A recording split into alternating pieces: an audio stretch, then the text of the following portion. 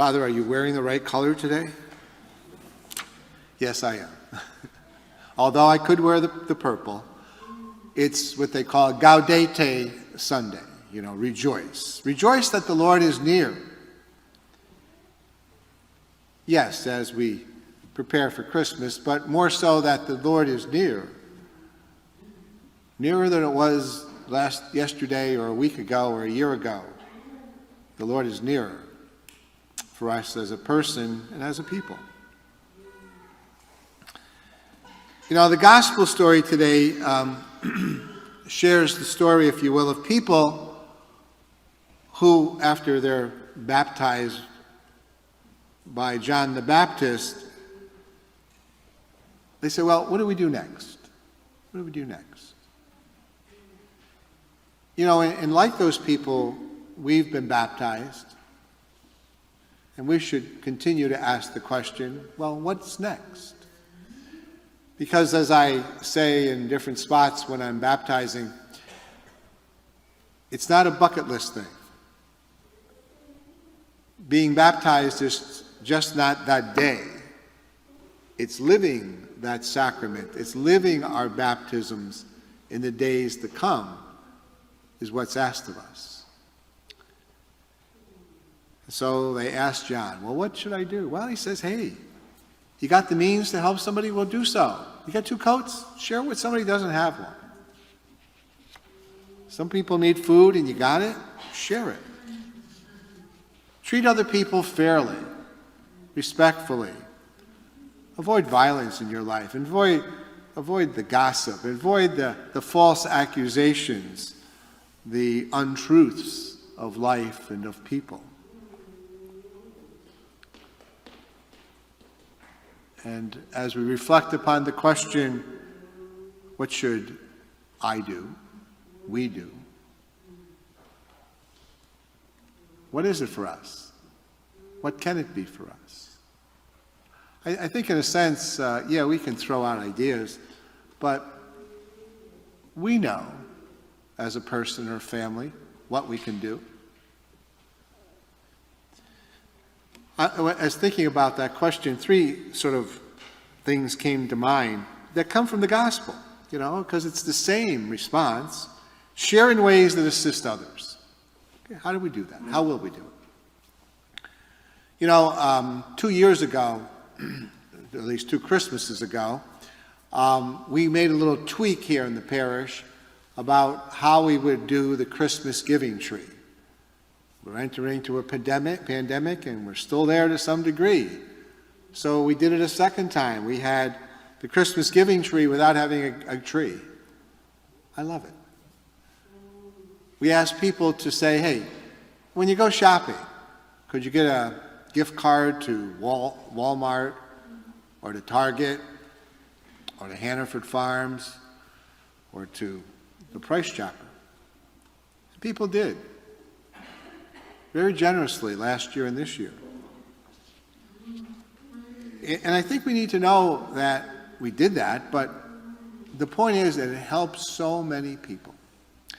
Last year we helped about 8 agencies. This year we're helping 10. I'll give you a general idea of what was contributed last year and this year. About the same. It was in the vicinity of $8,000 in gift cards.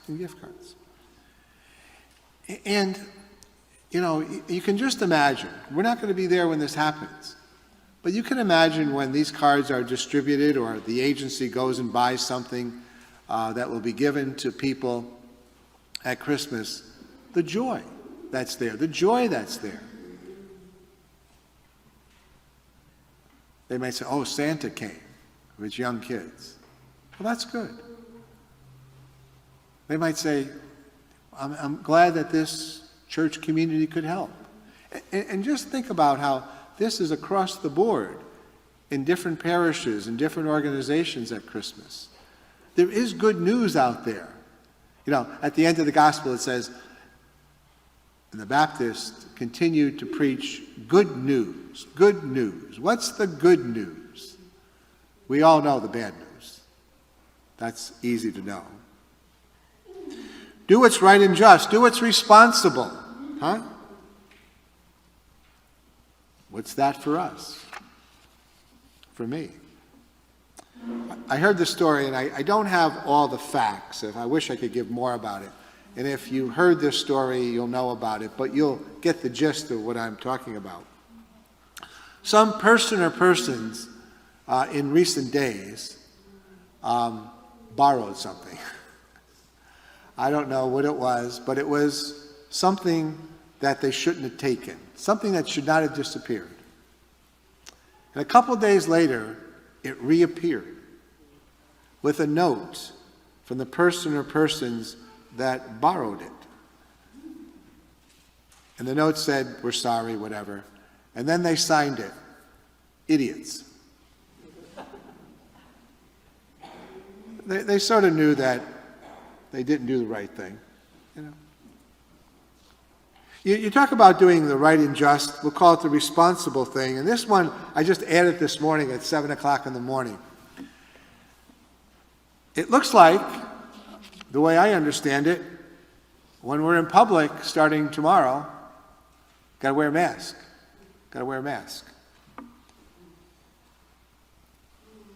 We may feel good about that, not so good about it. I don't know how we feel about it, but it's going to happen. It's going to happen. And so maybe we need to have the positive attitude that says, okay. You know, I could say, and many of you probably can say the same thing. Hey, I'm vaccinated. Hey, I got the booster, you know. But, you know, I think we all know that there's always some questions about all this. And so, wear the mask. I encourage you. Wear the mask. Wear the mask. You know, the Baptist says, be kind, respect others, you know. Treat them fairly in our words and actions. The other day, I was in a local store, and I was walking out. It's one of those stores where they have the big carts, you know, like BJ's. You know, the carts are a little bit big because the items are about this big. You know, you don't get, you know, a 6-pack of toilet paper. You get 200,000 packs. You know? So, anyways, I'm walking out, and they're doing some construction there. So there's only one way to walk in and out. And I was waiting there because someone was going to pick me up because we had some items we had to load into the truck. And people are coming in. And this guy walks in, and all of a sudden, he looks back at this woman, no offense, could have been a man, but happened to be a woman that day, who hit him on the back of the foot with the big cart. And he didn't say a word, he just looked. And the lady wasn't happy. She became irate that he looked back. And she uttered something, and I won't tell you what she said. But there's about 5 or 6 people standing in that area. One was the greeter, you know, and all these people. And everyone's speechless. I think I did utter something. I said, be at peace. They didn't know who I am. It was obvious the woman was wrong, okay? And probably embarrassed a little bit. But a simple sorry would have probably gone a long way. I was in Italy, 25 years ago on sabbatical, and I was coming back to the United States. And, you know, I had a couple suitcases and stuff, so I had one of those little carts. And there was a gentleman in front of me and outside the airport, but, you know, he was in front of me. And I hit him like that woman, maybe not as bad. And he turned around. He did say something to me in Italian. I didn't understand it, which was fine. I said to him, scusi.